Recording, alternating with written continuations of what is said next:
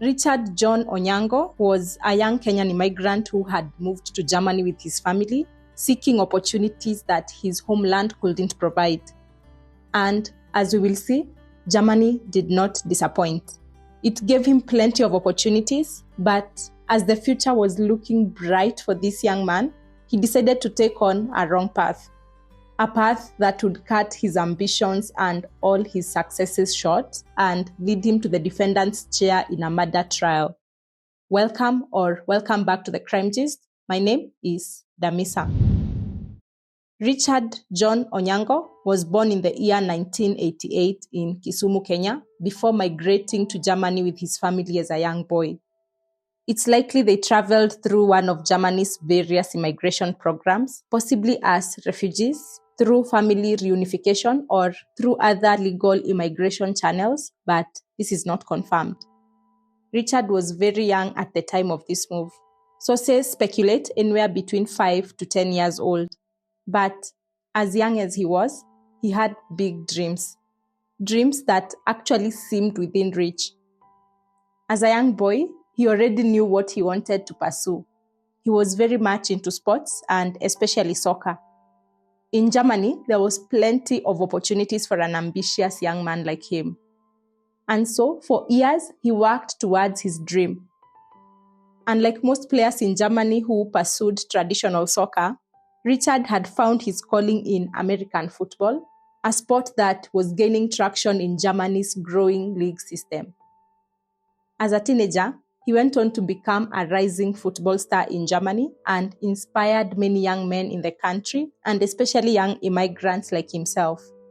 By the year 2009, when he was 21, his talent was undeniable and his athletic prowess had begun paying dividends.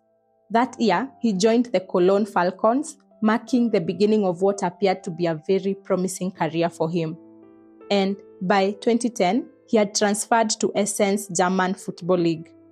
By this time, Richard seemed to have everything going on for him. He held German citizenship, spoke the language, and was making a name for himself in a very competitive sport. In early 2011, when Richard was just 23, he met Lisa Schulte, a beautiful 22-year-old German woman who worked for a telecommunications company. Their relationship began like many others, passionate, intense, and full of promise. And Lisa quickly fell in love with Richard.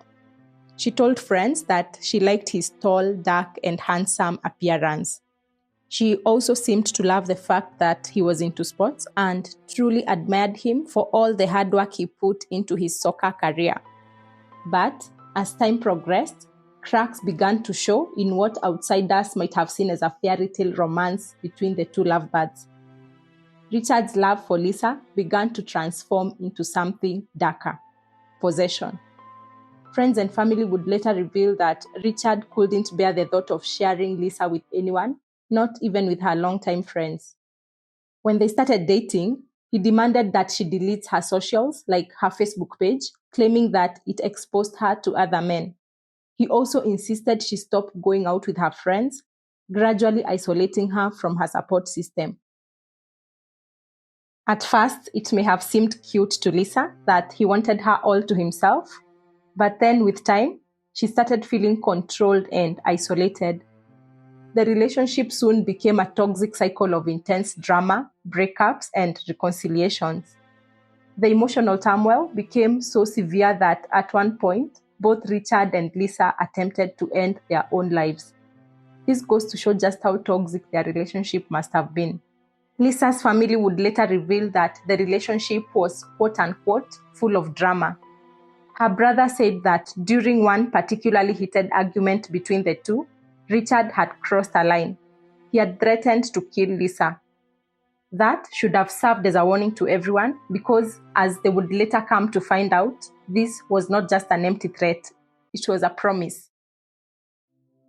By early 2012, which was a year into their relationship, Lisa had reached her limit. She finally gathered the courage to end things with him. But perhaps what made it easier for her to finally pull the plug was the fact that she was planning to relocate.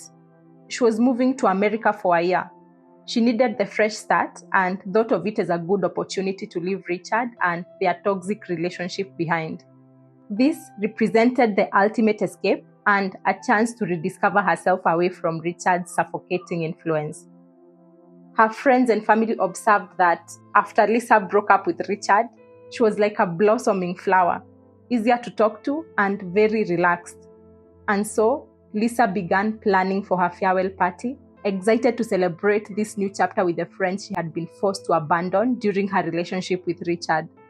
She was organizing her life and making arrangements, and for the first time in months, she seemed genuinely happy with her newfound freedom. But Richard was not ready to let go. The thought of Lisa not just leaving him, but leaving the country entirely was unbearable. April 16, 2012 started as what seemed like an ordinary Monday. Lisa was still preparing for her move to America, while Richard was grappling with the reality that she was slipping away from him forever. Knowing that Lisa was planning her farewell party, Richard reached out to her with what he presented as a reasonable request. He wanted one final conversation, a chance to say goodbye properly.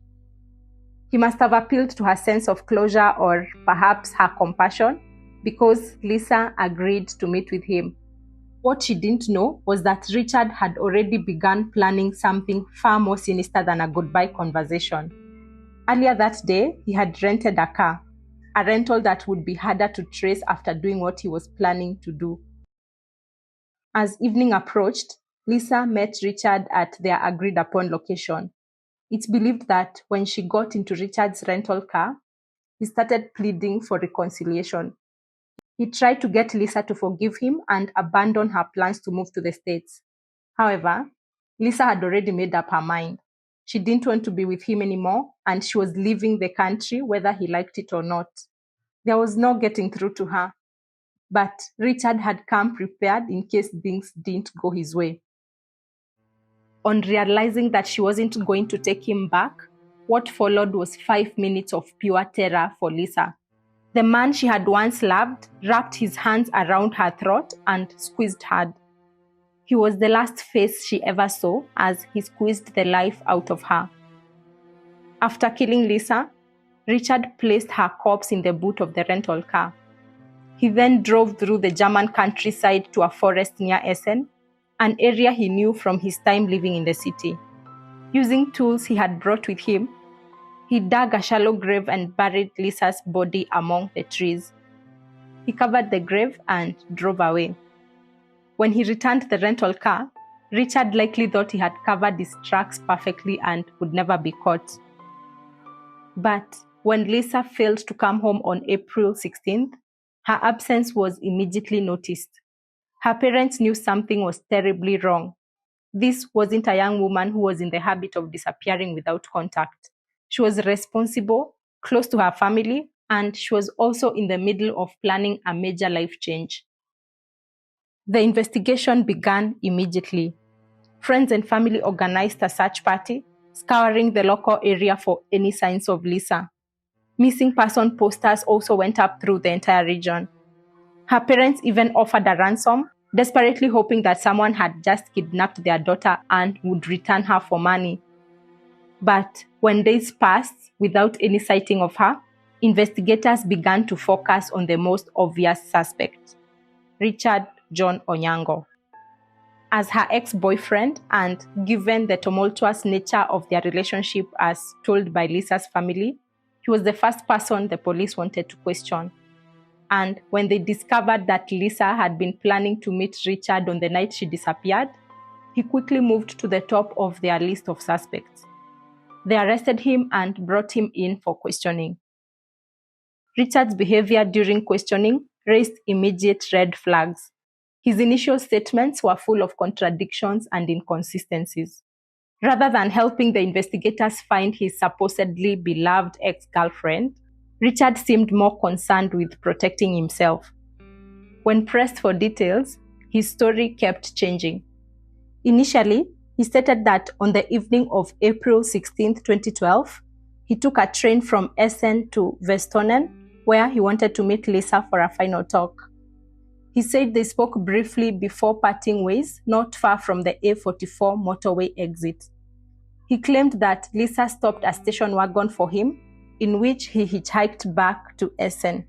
But this version of events quickly became untenable. When Richard realized this, he changed his mind and presented investigators with a completely different version of events. He now claimed that he did not take a train, but he drove to Vestonen in a black Volkswagen Polo to meet Lisa. He claimed that after the meeting, they drove in two separate vehicles towards the highway as Lisa drove towards the direction of her home, that he didn't know how she disappeared that night. The biggest break in the case came from that Volkswagen Polo that Richard had rented on the day of Lisa's disappearance. When investigators examined the vehicle, they discovered physical evidence that would prove crucial to the prosecution's case. Traces of Lisa had remained in that vehicle, waiting to tell their story to investigators. Hair fibers found in the boot of the car were subjected to DNA analysis, and the results confirmed what investigators already suspected. They belonged to Lisa Schulte. This physical evidence placed Lisa in the trunk of Richard's rental car, but her body was still missing. Without a corpse, prosecutors knew they would face challenges in court. Richard, meanwhile, had stopped cooperating entirely. After his initial contradictory statements, he refused to say anything more about what had happened to Lisa. Months passed with no progress. The voluntary search efforts by Lisa's family and friends eventually had to be called off. Federal police were also brought in to assist with the investigation, but still, no sign of Lisa could be found. Richard, all this while, remained in custody as they conducted the investigations. For Lisa's parents, the uncertainty was torture, not knowing whether their daughter was alive or dead, whether she was suffering somewhere or had been killed. All this must have been torture to them. 6 months after Lisa's disappearance, that is late October 2012, a group of children were playing in a forest near a youth hostel in Essen when they made a discovery that would finally provide the answers to this case. Among the trees, the children found what appeared to be human bones. Local police were called to the scene, and forensic experts carefully excavated the area. What they found confirmed their worst fears. It was indeed a human skeleton buried in a shallow grave that had been partially disturbed by animals and other elements over the intervening months. DNA testing confirmed the identity of the remains. Lisa Schulte had been found. The forensic examination revealed that she had died from suffocation, consistent with manual strangulation. The cause of death matched the timeline of her disappearance and provided the physical evidence prosecutors needed to build their case against Richard. For Lisa's family, the discovery of her remains brought a mixture of relief and devastating grief. They finally had answers, but those answers confirmed their worst fears about their daughter's fate. But now, the investigators had very strong evidence to use against Richard. Richard John Onyango's trial became a closely watched case in Germany, not just because of the brutal nature of the crime, but also because of Richard's refusal to participate in his own defense. Throughout the trial, he maintained his silence about the events of April 16, 2012. Even as prosecutors presented their case, the rental car, the DNA evidence, the timeline of the events, the history of threats, Richard offered no alternative explanation. He didn't claim self-defense, didn't suggest it was an accident, didn't even attempt to shift blame. He simply sat in the defendant's chair and said nothing. His family, too, refused to cooperate with either the defense or the prosecution. They declined to serve as character witnesses, leaving Richard's defense attorney with little to work with beyond challenging the forensic evidence and timeline presented by the prosecution. The prosecutor argued that the evidence painted a clear picture of premeditated murder. Richard had planned the killing by renting a car, had lured Lisa to a meeting under false pretenses, had strangled her to death, and had disposed her body in an attempt to avoid capture. The fact that he had done all this just because he couldn't accept that Lisa wanted to move on with her life only made this crime more heinous. The forensic evidence also revealed that Richard strangled Lisa for approximately 5 minutes, long enough to ensure she was dead, long enough for him to look into her eyes as the light left them. In July 2013, Richard John Onyango was found guilty of murdering Lisa Schulte and was sentenced to 12 years and 3 months in prison. Lisa was just 23 years old when she was killed. She had her whole life ahead of her, plans to travel and explore the world, and the courage to leave a toxic relationship behind. Her murder robbed not only her of her future, but her family of a beloved daughter and sister. Richard, on the other hand, was 24 when he committed this murder. He had athletic talent, educational opportunities, and a chance to build a successful life in Germany. But instead of dealing with rejection like a mature adult, he chose violence, destroying his victim's life and his own future in the process. This case was a complete destruction of his potential. At present time, October 2025, Richard John Onyango has served his full sentence and been released from the German prison. But the young footballer, who once had dreams of sporting success, will forever be remembered instead as the man who murdered his girlfriend because she dared to dream of a life without him. That brings us to the end of our story today. As usual, please do not forget to subscribe, to like, and to share this episode with other true crime junkies like yourself. See you right here on the next one.